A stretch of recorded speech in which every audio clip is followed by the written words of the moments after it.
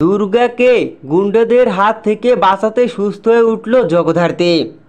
হ্যাঁ বন্ধুরা, বিস্তারিত সম্পূর্ণ জানতে হলে ভিডিওটি না টেনে দেখতে থাকুন শেষ পর্যন্ত।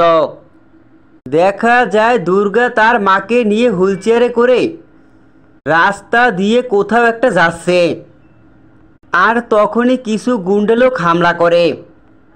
তখনই দুর্গা তার মাকে বাঁচানোর জন্য গুন্ডাদের সাথে লড়াই করে।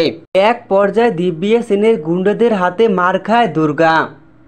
সেখানেই দেখা যায় গুন্ডাদের হাতে বন্দি হয়েছে দুর্গা।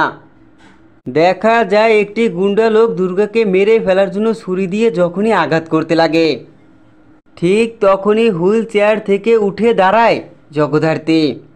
জগদ্ধাত্রী হুইল চেয়ার থেকে উঠে দাঁড়িয়েই চিৎকার করে দুর্গা বলে ওঠে। তো বন্ধুরা, জগদ্ধাত্রী ধারাবাহিক এসো তোমরা দেখতে আগামী পর্বে।